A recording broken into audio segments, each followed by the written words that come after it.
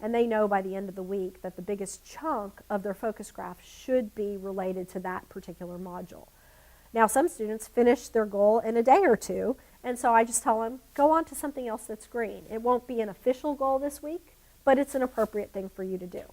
I also ask my students each week to their first priority is to complete all of their review. So anytime an orange module pops up, they need to go and complete their reviews and then move on to their personal goals. And then I will direct them towards certain modules. Sometimes they're not highlighted in green, but I want them to do them anyway because that corresponds to what we're doing content-wise in our class. And so I will direct students to certain modules as a class as well, and we'll kind of work on those together throughout the week because it reflects what we're doing in the classroom. How about, you've touched on some of it in terms of using the focus graph, around diagnosing and kind of triaging where students are having difficulty. What are some of the other strategies that you employ to do that? Wait, I'm sorry, I don't understand the question. Oh, sorry, could be my medicine head. The question is around strategies that you employ to diagnose and kind of triage student needs, interventions, things like that. Okay. Yeah. Okay. The Khan Academy offers a variety of graphs and data management tools that enable me to see what my students are up to, what they probably need to do, where they're struggling, where they're proficient. So I have all these tools at my fingertips to kind of diagnose what's going on with my students, make some recommendations for remedies, whether it's with a peer tutor or with coaching with me or some video or stepping through some hints or something like that. I can use these different tools to figure out, whom I need to speak with, what we need to talk about, how we need to visit. I can create flexible groups, which I often bring over to my table in my room, and I'll see, these 3 kids are struggling with this topic, so we'll all go sit at the table while everybody else is working on something else, and I'll visit with those students and intervene on those specific skills. So I'm able to use the data the Khan Academy provides for me to target my instruction, to intervene where needed, to help enrich where needed. If a student's really, doing an amazing job and is looking for real world application or something like that. I love it when a student's struggling, it pops up red on my screen, and I know, okay, this is an emergency situation. It's time for me to get involved here with the student because they're really struggling and they're probably reaching a point of frustration where it's better that I get in there and help before they get any more lost. Oftentimes I'll direct a student toward a video. Once they've watched the video, if they're still struggling, then we'll go peer tutoring route, or I'll help them out or something like that. Okay. Did I address your question? Oh yeah. Great. Okay. Let's flip it around and look at the other side. Ways of celebrating success. Earlier we talked about students intrinsically getting very excited by energy points. Yes. What are some of the other things that you do in your classroom around celebrating success? Things like that. Okay. We love to celebrate success in 7th grade math. One of the things we do with our rocket runs, we have this little team competition between my different classes, and the winners always get to celebrate, and the losers are a little bit disappointed, but there's a trade-off. It's about every other week another class will win, so they get their turn to shine, and it motivates them to try a little bit harder next time and develop some of those skills.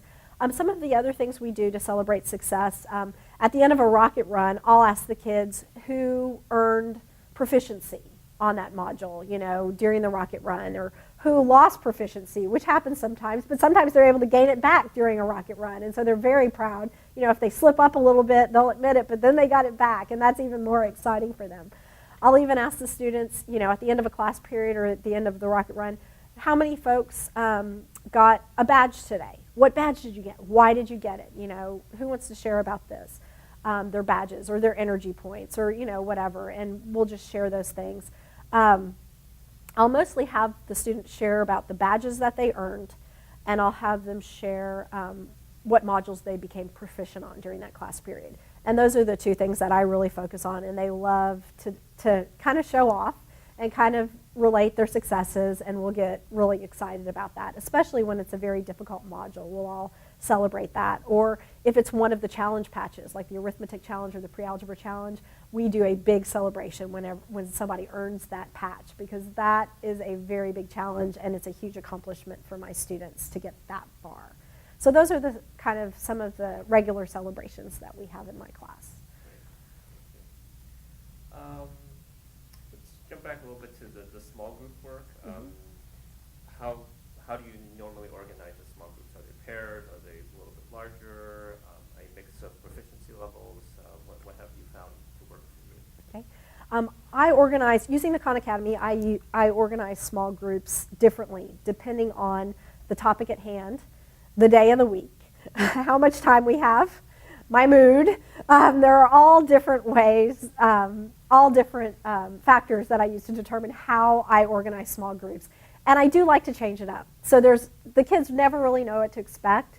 We have enough structure in my classroom to where they feel comfortable and confident in what's going on, but they're never really sure exactly what's going to happen each day. And I like to keep them guessing. It keeps them on their toes, and it makes things interesting for me. So I do a variety of things. Sometimes I'll pair them up with a partner. And sometimes that partner can just be somebody sitting close to them for convenience. And we'll work on a module and have them work on modules together. And that's usually when I've done some kind of direct instruction, either using one of Sal's videos, or I've done a direct teach to the class, and I'll let the kids kind of pair up and work through a module together. I'll assign small groups of mixed abilities. I'll usually try to put maybe one person who's proficient on a certain module or seems to have a knack for a certain topic, and have them be kind of the designated group leader. And I'll put them in groups of maybe 3, usually 3, maybe 4. And I'll have a mixed ability group that way, where one person's kind of the designated peer coach, and they're helping the entire group. And that frees me up to roam around the classroom and kind of visit with everybody and see what's going on. I'll also allow the students to kind of work independently on their individual goals, and I will call in 3 or 4 students to work with me over at the table on a specific topic that they are all struggling with. And so everybody else is doing some independent practice on whatever they need work on, whereas those students who are struggling with a particular concept are meeting with me. So I do things a little bit differently, just depending on what all's going on and how I feel. Yeah, that's great. I think that's one of the reasons we're talking to all the teachers, because everyone does things a little different. Yeah. I like variety. Absolutely. It has to work for you. It does. Yeah, it does. Next topic is dashboards. Just kind of in general, how helpful are they? How does the dashboard, your interaction with the dashboard, how does that translate to your gradebook? And then relationship between the dashboard and grades. Okay. Kind of what you found. Okay. The dashboard is an amazing tool on the Khan Academy. The first thing I appreciate about the dashboard is it provides a list of topics in a visually appealing way where the students can kind of see this web of concepts. And they can see how one concept is needed in order to get to the next concept, and how these concepts build in math. And as a teacher, I always know this, and I know how the curriculum spirals through the years, and I know how these concepts build on one another. But the students don't know that and don't appreciate it till they see that map.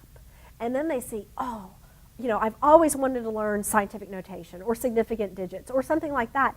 And I don't know what that is, but look at all the stuff I have to know how to do before I can get to that. And so it's like the kids now see where they've been, which is very encouraging, looking at the dashboard and saying, look at all the stuff I know. This is really cool. I've learned all this stuff. And look at where I'm going. And they have a view for where they're going, and they have some control over where they're going. They have some choice in that matter. So they're much more engaged and much more motivated with that. So I think 2 of the things that really stand out the most to me for the dashboard is, 1, the kids can appreciate how far they've come, and 2, they get a sense of where they're going. And they're just not sitting in class passively each day. They're actively looking down the road and looking through that web and seeing when these topics come up. As far as using the dashboard for grading, what I've been doing to this point in my class, I've tried a few different things. One of the ways I've graded my students is I've assigned so many minutes per week for homework. And I can see online, how many minutes they're working each night, after school hours and those types of things. And I can track that and see that they're working on appropriate modules. So that's one thing I've done for a grade, a weekly grade on are you completing your minutes. A second thing I've done as far as their grades is have you accomplished your personal goal? So here's your goal at the beginning of the week. By Friday, have you accomplished your goal? There are some drawbacks to that. If somebody has a particularly difficult goal, like one of the patches, challenge patches or something like that, it may not be feasible that they complete it in 5 days. I mean, it may take them a little while longer to do. So I'm not as big a fan as grading them on their grading them on their goals as I am maybe just by looking at minutes. Another thing I've done is I've done completion grades for various modules. So I will say, okay, in our curriculum we are studying integers, and these are the modules we're going to cover, in this 2-week period.